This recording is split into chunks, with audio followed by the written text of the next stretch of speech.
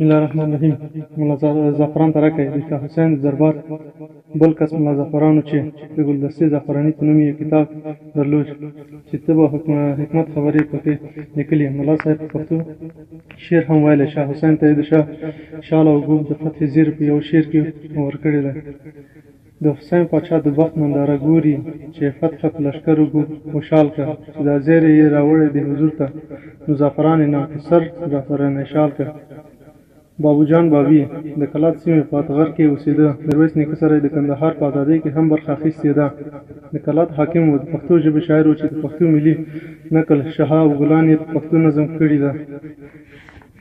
عشق یو هسې توریالی دی چې پر هر ځای یې بری دی. د عشق او رحصې سوزان دی چې سوځلی جهان دی.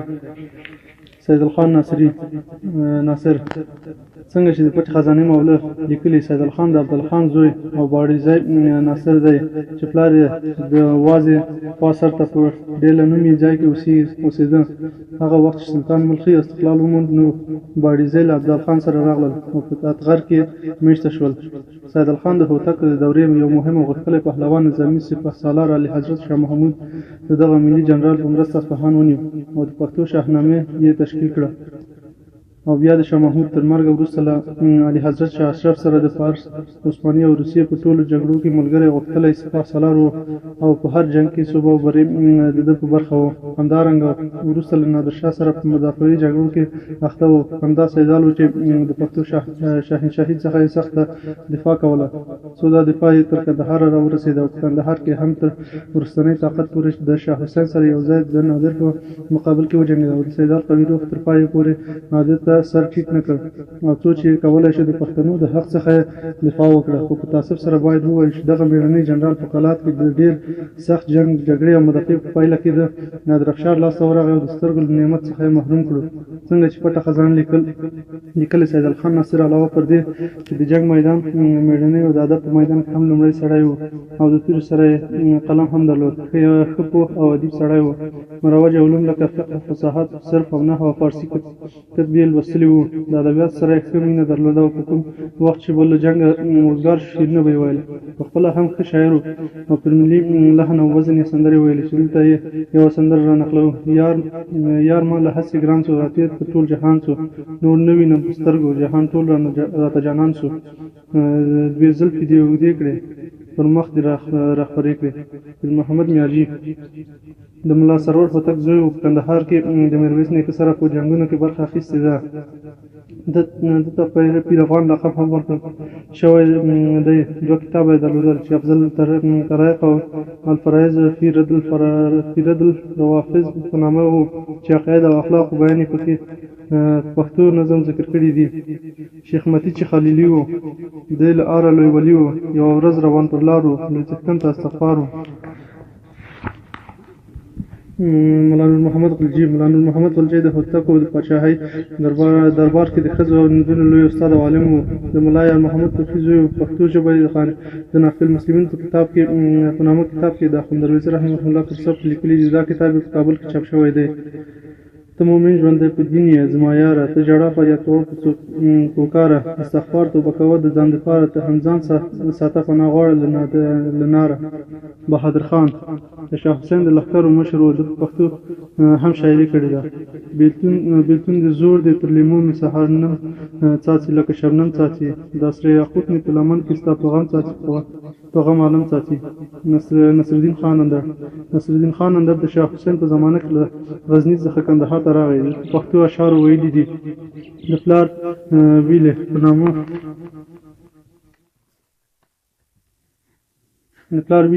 یو کتاب په نثر کې لیکلی دی. د ده یو بدله هم په پټ خزانه کې خوندي ده. د خوار عاشق ژړا مدام وي، دا څه کار دی نه کوي په پټه خوله، همدغه کفتار دی نه. محمد هوتک د داود خان زوی د قادر خان لمسی په 1004 قمري کال په کوکرانو کې زیږېدلی چې د شاه حسین د دربار منشي و. محمد هوتک دوه کتابه درلودل چې خلاصة الفصاحت او خلاصة الطب نومېدل. د پښتو دیوان هم درلود او بل مهم کتاب پټ خزانه کتاب و. پټه خزانه د هوتکي پاچا علي حضرت شاه حسین هوتک په امر کال 1142 هجري قمري کلونو کې لیکل شوی او د 500 پښتنو شاعرانو او لیکوالو ژوند لیکونه یې د تاریخ د خاورې په زړه کې ساتلي دي. دغه اثر په کال 1322 لمریز کې پوهاند عبدالحی حبیبي او له فارسي ژباړې سره یې خپور کړ. د پټې خزانې له برکته د پښتو ادبیاتو تاریخ ډېرې ورکې پاڼې خو نامتو څېرې رابرسېره شوې. محمد هوتک له نور فضیلت او علمیت سره بیله د پښتو غزل ویونکی شاعر هم و چې یو بېلګه یې دا ده: ساقي پاڅه د سرو میوو ډک یو جام را، ستا له غمه نه آرام یم آرام را. هوتکیان او حکایتي ادب. د میرویس نیکه د مور نازو انا که خپله شاعره وه نو خو لمسی هم د خپل ورور شاه محمود هوتک په مړینه یوه ویرنا ولسي چاربیتي خلیف کې ویلې ده چې د هغه وخت یوه تاریخي پېښه د کیسې په بڼه داسې رانغاړي: دغه سو چې ورور تیر له دنیا سونه، کندهار واړه په ژړا سونه، زړه مې په ویر کې مبتلا سونه چې شاه محمود له ملا جلا سونه. پښتو تحریري حماسې همدغه مهال ایجاد شوي دي. حماسه ادبیاتو موضوعي ډول دی چې رزمي او جنګي مسایل په حکایتي او داستاني ډول پکې بیانېږي. کله کله پکې د مینې او محبت خبرې هم وي. حماسه هم نثر او هم نظم وي. حماسه درې ډوله لري: تاریخي، عشقي او مذهبي. څنګه چې حماسه داستاني بڼه لري نو په دغه مهال کې یو شمېر شاعرانو ځینې حماسې کښلي دي چې په دغه لړ کې یو هم جدید خان مومند دی. نوموړی په محمود نامه کې د میرویس نیکه او شاه محمود هوتک د جنګونو کیسې راوړي دي. 11 صفحه د هجري قمري وروسته یې نظم کړی چې بیا شاه حسین هوتک زر د طلاوې ورته ډالۍ کړي هم دي. د محمود نامې اثر که څه هم ټول نه دي ترلاسه شوي خو یوازې د ګرګین د وژلو تاریخي داستان په پټه خزانه کې راغلی دی. ریدي خان د غیاث زوی او د محمود خان مومل لمسی کې ده. پلار یې غیاث خان د میرویس نیکه له نږدې ملګرو څخه و ځکه خو د شاه حسین هوتک دربار ته لاره پیدا کړه. د محمود نامې د داستان یوه بېلګه داسې ده: اوس به نو تا ته حکایت کړم د خوږ روایت د ګرګین خان د وژلو چې میرخان تللی اصفهان ته ونه، مخې مکې د پاک سبحان ته ونه.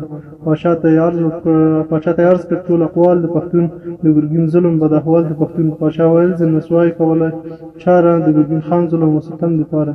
له نظم سربېر د هغه مهال یو شمېر نورو لیکوالو هم د وخت ځینې تاریخي او نیمه تاریخي پېښې او کیسې د نثر په بڼه لیکلي دی چې موږ په دې لړ کې د محمد امین سر پرې کړی هغه حماسه را یادوم چې ځای لکه د ولسي نکلونو په څېر نارې هم پکې نظم شوي دي. تر دې وخته دغه حماسه لاسته نه وه راغلې. محمد امین 1990 هجري قمري کې زېږېدلی او 1104 هجري قمري کال کې مړ دی. د دغه اثر موږ د ده زوی حافظ نور محمد خبر وي.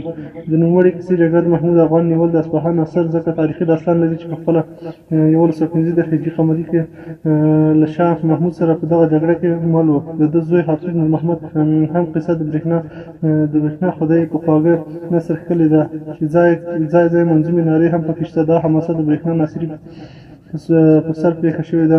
1204 هجري قمري د نثر نمونه یې داسې ده: ما هم قصد وکاوه چې سربېره پله د ده رهي سم په دې باغ کوښښ کړونکی او زیاري سم چې موخه ترې د پلار د کتاب پیروي ده. همدارنګه ملا زعفران ترکي د ګلدستې زعفراني لیکوال هم داستان ډوله یو حکایت د شال او ګوب د فتح په نوم هوتک شاه حسین ته داسې بیان کړی و: د حسین پاشا د وخت ننداره ګوري چې فتح په لښکر و ګوب و شال که چې دا زیره راوړی د حضور ته نو زعفران نام په سر زعفراني شال که. له دې چې راتېر شو د دغه وخت یو بل نامتو شاعر او کیسه لیکونکی بابوجان بابي دی. نوموړی د اصفهان په جنګونو کې له شاه محمود هوتک سره یو ځای برخه اخیستې ده. د پښتنو یو ملي نکل چې شخلا او ګلان نومېږي په پښتو نظم اړولي دي چې نمونه په دې ډول ده: عشق یو هسې توریالی دی چې په هر ځای یې بری دی، د عشق او رقصې سوزان دی چې سوځلی یې جهان دی. د هوتکیانو د واکمنۍ په مهال د پښتو ادب په اسمان کې یو بل ځلېدونکی ستوری پیر محمد میاجي و.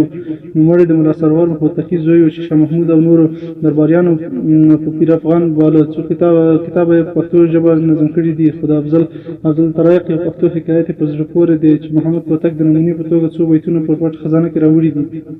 شیخ متي چې خلیلي و، دی له آره لوی ولي و، یو ورځ روان پر لارو لوی څښتن په استغفار و. د دې مهال یو بل قصه ویونکی حافظ عبداللطیف اڅکزی دی چې نوموړی د سوی اوښ قصه چې په نظم یې ډېر په زړه پورې ښکلې ده. پلار یې له بوستان نه کندهار ته کډه شوی او هلته یې د ماشوط په سیمه کې استوګن و.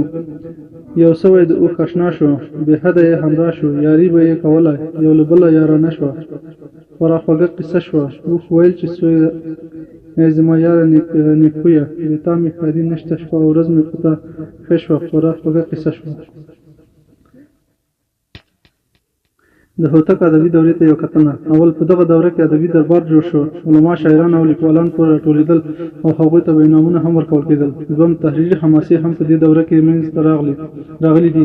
دریم، په دغه دوره کې د وطن پرستۍ روحیه د خوشحال له دوران څخه په یوه پرمختللې بڼه ښکاري. څلورم، د هوتک په دوره کې زیاتره ادبي نمونې ولسي رنګ لري. پنځم، نثرونه یې پاخه خواږه او د کندهار او شاوخوا سیمو له عامه محاورې سره برابر دي، لکه پټه خزانه، جګړه، د محمود افغان نیول، د اصفهان او د خدای کیسه چې د نثر ارزونې په بهیر کې خپل ارزښت